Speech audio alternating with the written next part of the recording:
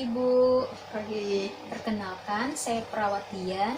Saya bertugas dari pukul 7 pagi sampai pukul 2 siang.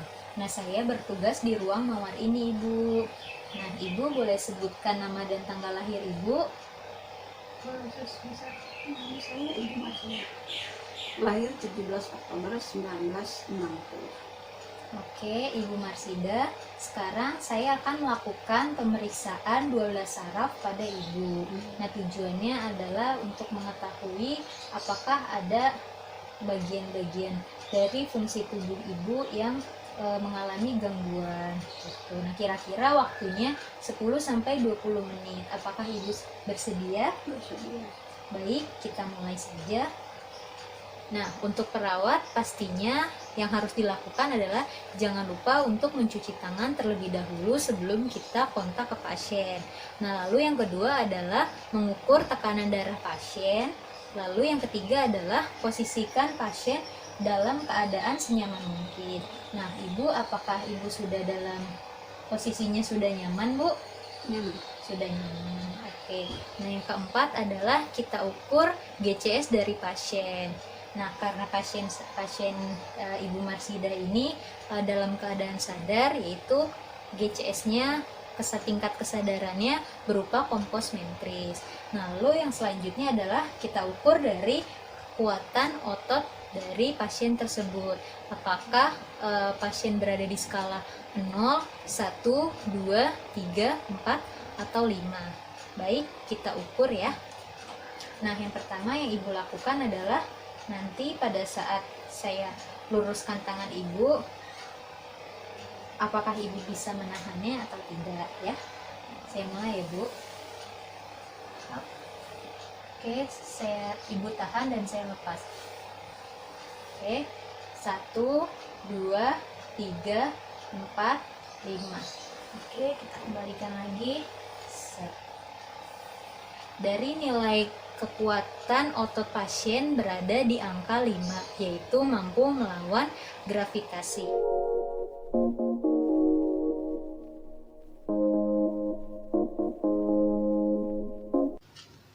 Pemeriksaan yang pertama yaitu pemeriksaan olfaktorius. Pemeriksaan ini dapat dilakukan dengan cara menanyakan apakah pasien masih dapat membau dan kita menggunakan objek-objek yang dapat merangsang fungsi dari pembauan pasien tersebut. Nah, kita mulai. Yang pertama adalah kita menanyakan dalam bentuk subjektif. Ibu, apakah sampai saat ini Ibu masih dapat mencium wangi-wangian seperti wangi rendang, wangi parfum, wangi kopi? Masih sangat jelas. Masih. Berarti Ibu masih ingat ya dengan bau-bauannya? Oke, nah sekarang saya minta Ibu untuk memejamkan mata Ibu dan saya akan mendekatkan bau-bauan ini dan Ibu menebak benda apa ini atau ini bau apa gitu loh ya. Saya mulai yang pertama ya, Bu. Oke. Sekarang bisa Ibu cium. Ini bau sabun mandi. Ini bau sabun mandi. Coba sekali lagi. Bau sabun mandi. Bau sabun mandi. Oke. Nah, sekarang yang kedua ya, Bu. Oke, bisa Ibu cium. Ini semacam parfum anak muda. Parfum anak muda. Coba sekali lagi. Iya, seperti parfum anak muda, seperti kelas. Oke, parfum ya, Bu. Nah, sekarang yang ketiga. Nah, yang ketiga coba Ibu cium. Nah, ini bau kopi. Ini bau kopi. Kopi apa, Ibu?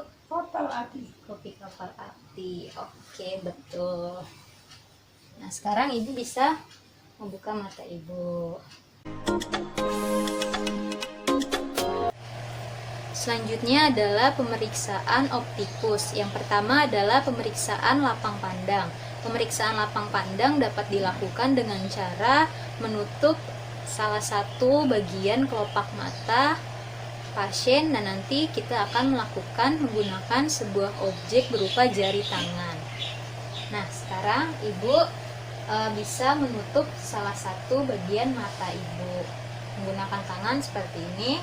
Mata yang kiri kiri boleh, yang kanan juga boleh. Oke, karena ibu menutup bagian mata yang bagian kanan, berarti saya akan mengarahkan objek badannya ke arah bagian kiri. Oke, ibu lihat tangan saya. Oke, lihat. Coba pandangan ibu lurus sekarang. Apakah jari saya terlihat, ibu? Terlihat. Apakah jari saya terlihat? Apakah jari saya terlihat? Jari saya terlihat. Oke, baik. Selanjutnya adalah pemeriksaan Snellen chart untuk mengukur seberapa jauhnya mata pasien dapat menangkap suatu huruf atau angka. Nah, kita menggunakan Snellen chart seperti ini. Oke, nah kita mulai. Ibu bisa kita, nah ibu ini ada tulisan dari jarak di sini, tulisan huruf yang paling atas adalah huruf T sama Z. Oke, terus di bagian bawahnya P, Q, O, C. oke, di bagian bawahnya lagi Z, L, F, E, D. bisa diulang. Z, L, P, E, D. Oke, bagus. Bagian bawahnya lagi. E, T, O, D, C, P. Oke, bagus. Bagian bawahnya lagi, Ibu. C, L, C, N, P, T, T, O, P, L, P, L. Oke, bagian bawahnya lagi. Kecil banget. Oh, kecil banget. Coba sekarang saya majuin. Bagian yang depannya, bagian yang tadi terakhir Ibu baca. Hurufnya. C, F, Mhm. C, F, D, T, E, O, P, L. Oke, kalau yang paling bawah terbaca tidak, Ibu? P, T, C, P, T, Z, Mhm. L, E. Iya, betul. Selanjutnya adalah pemeriksaan isi hara atau pemeriksaan buta warna parsial pada pasien. Nah, kita bisa menggunakan isi hara yang sudah kita punya, baik dari buku ataupun dari handphone atau dari laptop kita. Nah, sekarang ibu, saya akan menunjukkan sebuah gambar. Nah, ibu bisa menebak angka berapa yang memang ibu lihat dalam ponsel tersebut. Nah, oke, Angka 12. angka 12. Angka sebelahnya 12. 12 juga. Nah, kalau selanjutnya ini ada huruf apa saja yang bisa ibu lihat? A, R, M, Y. Ada A, R, M, Y. Oke, nah lalu selanjutnya di sini ada angka berapa saja yang ibu lihat? 3 tambah 2. 3 tambah 2. Oke, berarti pasien tersebut dapat melihat angka sesuai dengan isi hara yang sudah kita tunjukkan. Selanjutnya adalah pemeriksaan mata dengan menggunakan okulomotolaris, troklear, dan abdusen. Kita lakukan dengan menggunakan bantuan dari pen light, sama dengan memeriksa besar kecilnya pupil pasien. Buka mata ibu.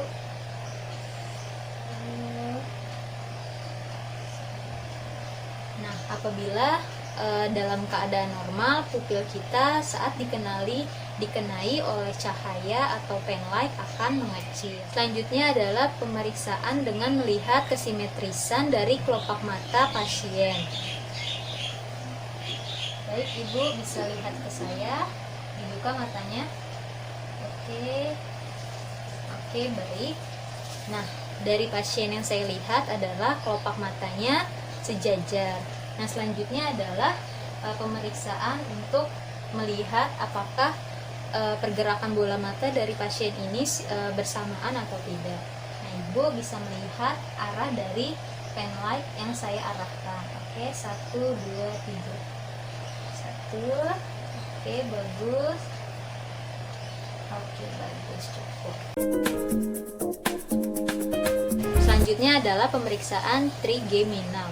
Dengan cara kita melakukan, yang pertama adalah dengan cara nanti kita akan menyentuhkan bagian sebuah benda ke arah dahi, pipi, dan dagu pasien. Nanti pasien bisa menebak benda apakah ini, apakah bendanya tajam, tumpul atau tidak.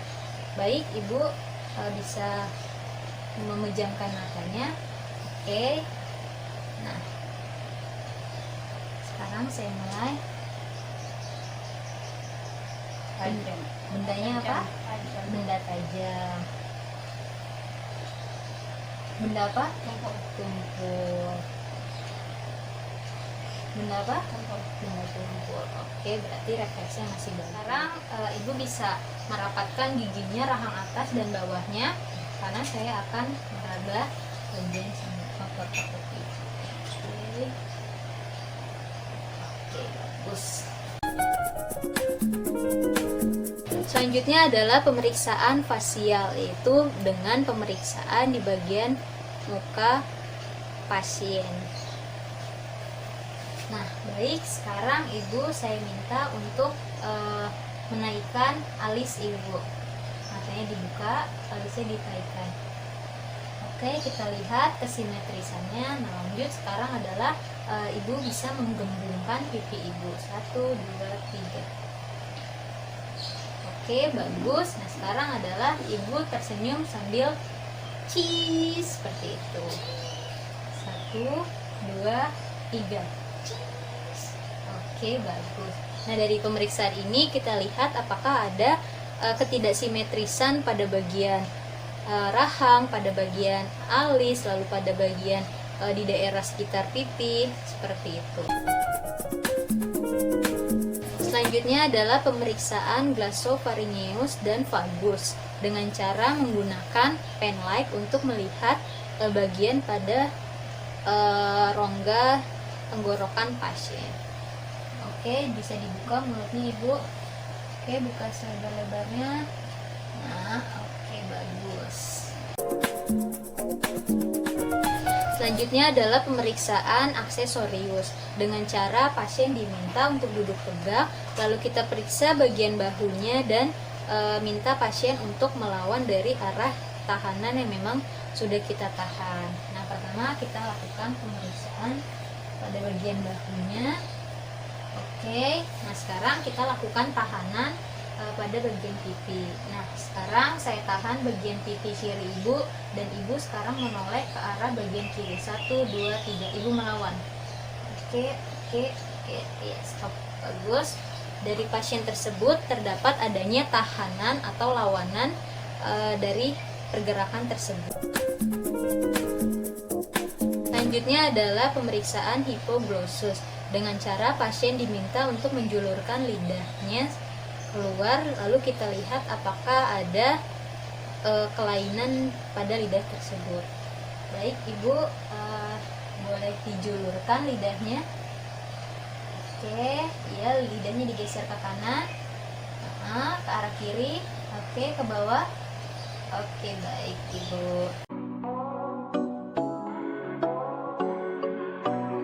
Pertama adalah pemeriksaan kaku kuduk.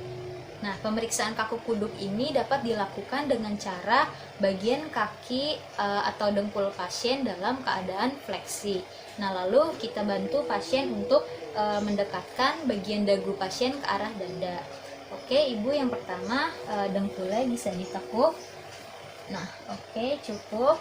Nah, lalu kita bantu pasien agar dagunya bisa menempel ke bagian dada dan kita tahan selama beberapa detik. Oke. Kita mulai ya Bu. 1, 2, 3. 1, 2, 3, 4, 5. Oke, kita kembalikan lagi. Pemeriksaan yang kedua yaitu pemeriksaan tanda Lasekue.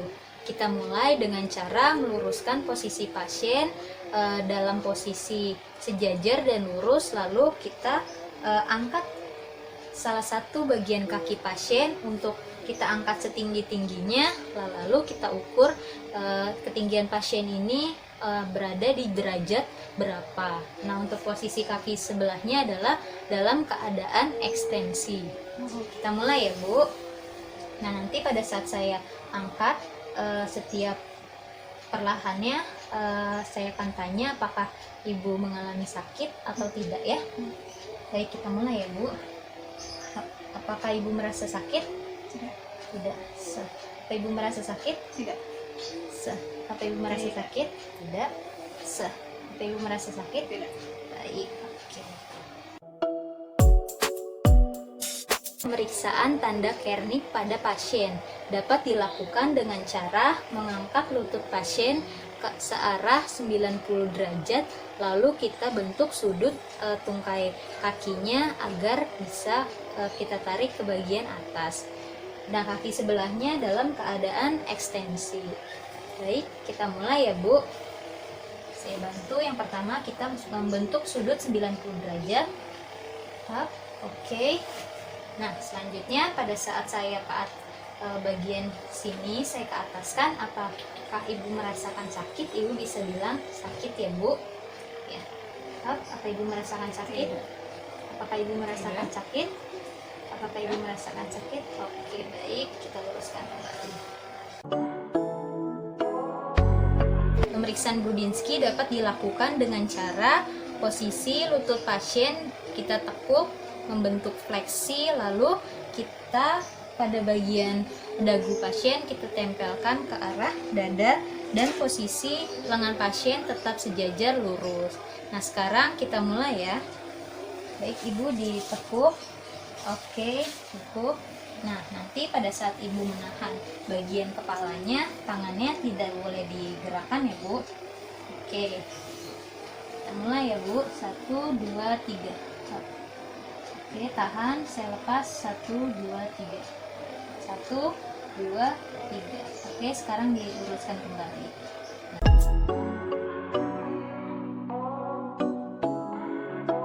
Selanjutnya adalah pemeriksaan refleks Babinski. Pemeriksaan ini dilakukan pada bagian telapak kaki atau punggung kaki. Nah, lalu pemeriksaan ini kita dapat menggunakan ujung dari refleks hammer atau sesuatu yang sifatnya runcing. Nah, kita mulai saja. Kita bisa melakukannya bagian punggung dan bagian telapak kaki. Mulai 1, 2, 3. Refleks cadok. Refleks cadok ini bisa kita lakukan untuk melihat apakah ada refleks Babinski yang timbul dengan cara menggoreskan dari bagian punggung kaki ke arah lateral bagian depan kaki tersebut. Nah, kita mulai ya. Oke, 1, 2, 3. Kita ulang lagi. 1, 2, 3. Baik Ibu, tadi kita sudah melakukan pemeriksaan 12 saraf. Memang cukup lama waktunya karena dari bagian per bagian. Nah, apa yang Ibu rasakan setelah dilakukan pemeriksaan tersebut? Rasanya kayak apa? Ada bagian yang memang sakit, ada yang juga yang enggak gitu. Ya, ada yang sakit ketika dipukul dengan apa itu namanya? Refleks hammer. Ya, kaget lah, sakit kaget. sekali, nggak cuma kaget. Iya, tadi juga cukup panjang ya Bu ya kegiatan pemeriksaan ini gitu. Nah, kita sudah selesai melakukan pemeriksaannya. Nanti sore, terus udah ulang dah. Baik Ibu, kita sudah melakukan kegiatan pemeriksaan 12 saraf. Nah, sekarang apa yang Ibu rasakan setelah kita melakukan pemeriksaan 12 saraf yang sudah tadi kita lakukan, Bu? Ya, ada yang terasa kaget pada saat pemukulan di lutut sama kaki bagian bawah. Lainnya tidak. Oke, berarti memang ada beberapa bagian yang Ibu rasakan kaget karena dipukul oleh refleks hammer tersebut gitu. Baik Ibu, saya sudah melakukan pemeriksaan 12 saraf Ibu. Nah, nanti sore saya akan kembali lagi untuk memberikan Ibu obat gitu. Jadi saya cukupkan sampai di sini ya Bu. Saya pamit dulu ya Bu. Monggo, silakan.